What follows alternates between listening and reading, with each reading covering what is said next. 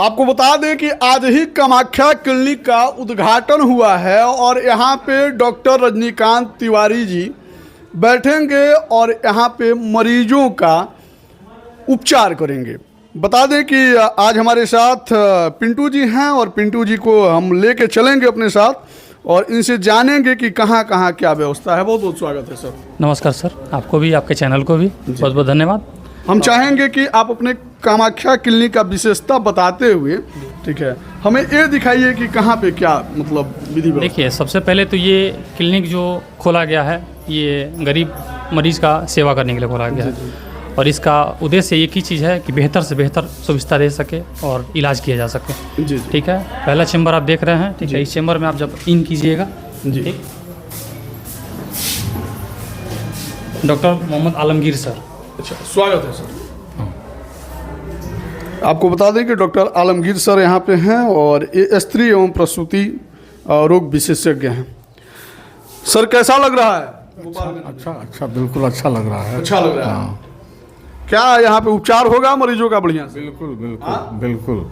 यहाँ पे गरीब मरीज आएंगे तो क्या मतलब अमीर और गरीब में भेदभाव भी होगा या नहीं? गरीबों के लिए ही तो बना है, खुला हुआ है। अमीरों के लिए तो पटना दिल्ली है। आपको बता दें कि एक कामाख्या क्लिनिक का आईसीयू है और ये आप देख सकते हैं, इसमें बेड जो है बेड लगा हुआ है, चादर भी बिछाया गया है, ठीक है। यहाँ पे मतलब आईसीयू के मरीज रहेंगे। जी, आईसीयू पेशेंट जो भी होता है, पहले के समय में ये होता था कि जो भी पेशेंट अपना आएगा वो गोरखपुर रेफर होगा या पटना रेफर होगा।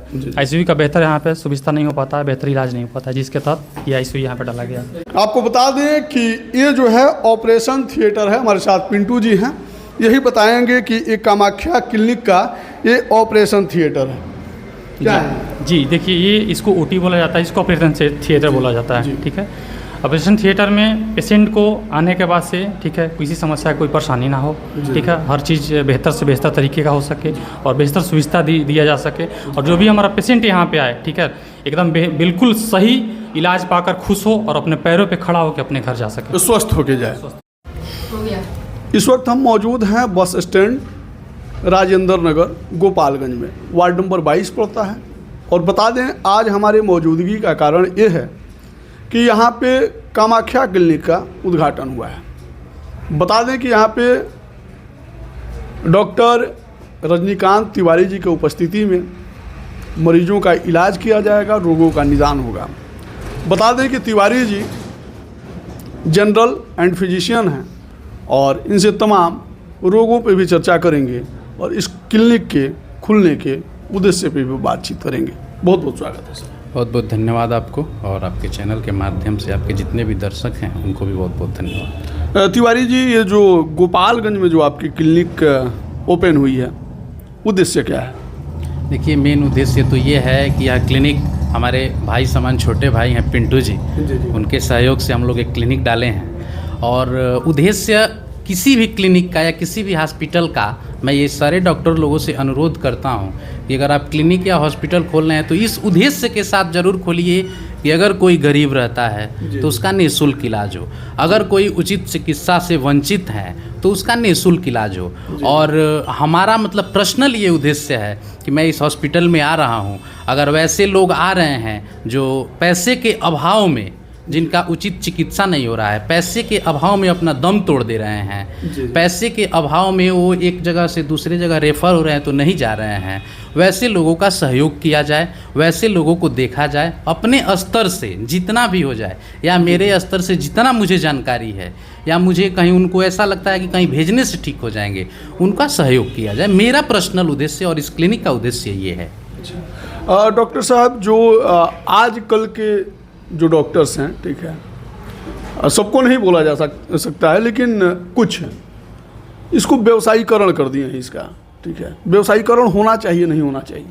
देखिए, व्यवसायीकरण बिल्कुल नहीं होना चाहिए, लेकिन हाँ ठीक है, हॉस्पिटल हैं, आप बैठ रहे हैं, आपके साथ स्टाफ है, हॉस्पिटल मैनेजमेंट है, तो आपका भी खर्च है, लेकिन उसको देखते हुए मरीज से खर्च लेना चाहिए। और रही बात व्यवसायीकरण की, तो मैं आपके जानकारी के लिए बता दूं, मैं निःशुल्क क्लिनिक भी चलाता हूँ। निःशुल्क क्लिनिक भी चलाते हैं? क्लिनिक भी चलाते हैं, निःशुल्क दवा वितरण भी करते हैं और मेरी ये इच्छा है कि आगे भी मैं ऐसा करूं। गोपालगंज में भी मैं आ रहा हूँ, तो ठीक है मैं आ रहा हूँ, 10 मरीज अगर देख रहा हूँ, अगर हमसे सक्षम है तो 2-4 गरीब मरीज आ रहे हैं, उसको भी देखे। वो कहते हैं ना कि न धनम कदाचस्ति किंतु मन से सेवा भावना भवति, धन से कुछ नहीं होता है, मन से बड़ा होना चाहिए। तो मैं इतना बड़ा धनवान नहीं हूँ कि मैं सारे लोगों को निःशुल्क देख सकता हूँ, लेकिन मन से तो इतना बड़ा धनवान हूँ, चाहे आप उसके लिए आजमा भी सकते हैं कि 2-4-5 मरीज मेरे बैठने पे निःशुल्क आ रहे हैं, तो मैं ये कोशिश करूंगा कि मैं उनको निःशुल्क देखूं, उनको निःशुल्क दवा वितरण करूं। अगर वो लोग जांच के अभाव में, रोगों डायग्नोसिस नहीं लग रहा है, रोग का पता नहीं लग रहा है कि कौन सी रोग है, तो मैं उनका जांच की ऐसी व्यवस्था करूं कि कम रेट में एक छूट के साथ उनका जांच हो जाए। अगर बिल्कुल निहायत गरीब है तो मैं ये कोशिश करूंगा, सब अपने लोग ही इसमें बैठे हैं, इन लोगों के माध्यम से यह कोशिश करूंगा कि आप लोग भी सहयोग करिए और उस मरीज का निःशुल्क जांच हो, उस मरीज को उचित चिकित्सा मिले। डॉक्टर जो होता है ना, एक भगवान का प्रारूप होता है, ठीक है, इस बात से आप कितना वास्ता रखते हैं? देखिए, सबसे बड़ी बात तो ये तो कहने की बात है कि डॉक्टर भगवान का रूप होता है, मैं भी इसको मानता हूँ, लेकिन डॉक्टर साहब लोगों को, जो भी डॉक्टर हैं, मैं सबसे हाथ जोड़कर विनती करता हूँ कि उन लोगों को भी इस बात को समझनी चाहिए कि मुझे भगवान का दर्जा दिया जाता है, कि आप भगवान के दूसरे रूप हैं, तो मुझे दया करनी चाहिए। मेरे साथ ऐसा बहुत बार हुआ है, मेरे देवरियाँ या कई बार ऐसा हुआ है कि हम लोग अपने गाड़ी से मरीज को लेके गए हैं, मरीज बिल नहीं पे किया है, फिर उसको छोड़ दिए हैं बिना बिल का, देखे हैं मरीज को, ठीक करके उसके घर तक भेजे हैं। अगर कभी मौका मिलता है तो आप हमसे आगे बात करिएगा, मैं आपको चार्ट दिखाऊंगा कि इस मरीज को आप जाके वहाँ बात कर सकते हैं। हमारे यहाँ मरीज भर्ती होने के बाद सर पैसा नहीं है, ठीक है नहीं है, जाइए कोई दिक्कत नहीं है। तो हम लोग वैसा काम भी करते हैं। और आगे भी यह सोच है, मेरी यह सोच है कि मैं आपसे स्पष्ट शब्द में पिछले बात में ही बोला हूँ कि दवा के अभाव में कोई दम न तोड़े, और मुझसे जहाँ तक हो सकता है मैं वहाँ तक करूँगा। अगर मुझसे ऊपर की चीज़ है तो मेरे यहाँ सब अपने लोग बैठे हैं, मैं आपको भी कह रहा हूँ कि आपसे भी सहयोग लूँगा और यह कोशिश करूँगा कि उस व्यक्ति को उचित चिकित्सा के लिए उचित स्थान पर लेके चला जाए।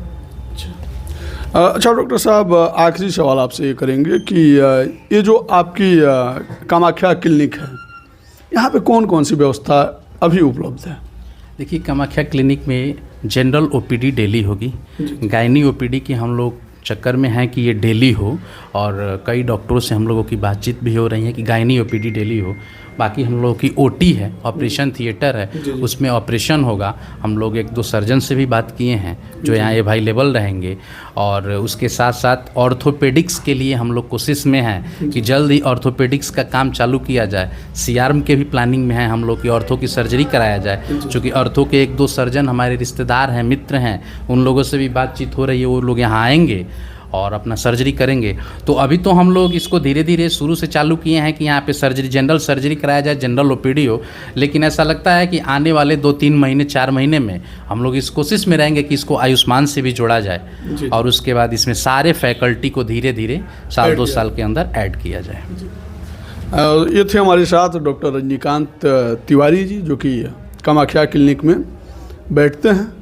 आप लोग आए यहाँ पे और यहाँ पे अपने रोगों के उपचार हेतु डॉक्टर साहब से परामर्श लें, डॉक्टर साहब से मिलें और यहाँ से निरोग होके जाएं। आपको बता दें कि हमारे साथ जो फ्रेम में दिख रहे शख्स हैं, नाम है जयशंकर सिंह। जितने साधारण रूप से मैं इनका नाम ले रहा हूँ, बिल्कुल उतना साधारण नहीं है, और ये एक असाधारण व्यक्ति हैं।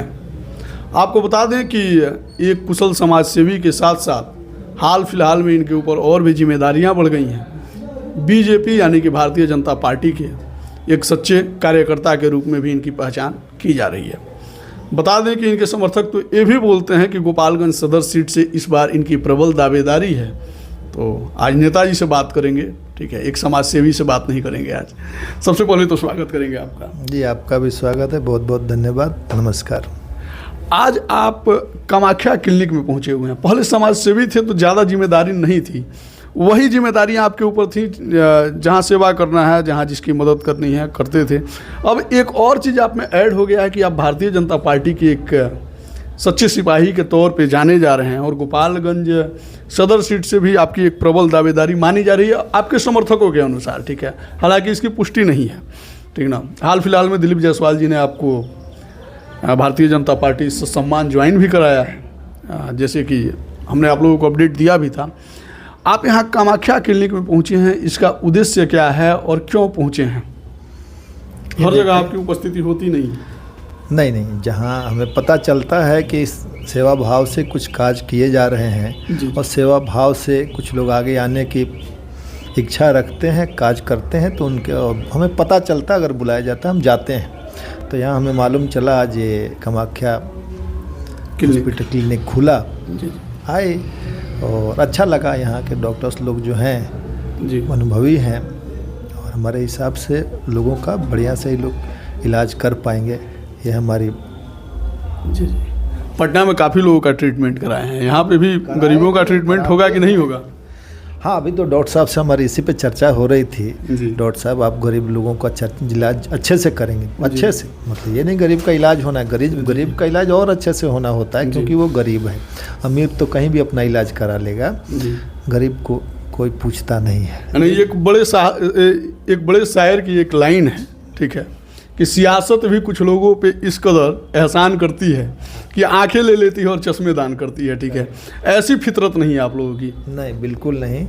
तो हम डॉक्टर साहब से ये आग्रह भी है मेरा, और ये उम्मीद भी करते हैं, विश्वास भी करते हैं डॉक्टर साहब गरीबों की सेवा करेंगे, ये कामाख्या क्लिनिक गरीबों की सेवा करेगी, और हम इसके लिए इन लोगों से आग्रह करते हैं और ये लोग करेंगे, ये मेरा पूर्ण विश्वास है। बहुत बहुत धन्यवाद।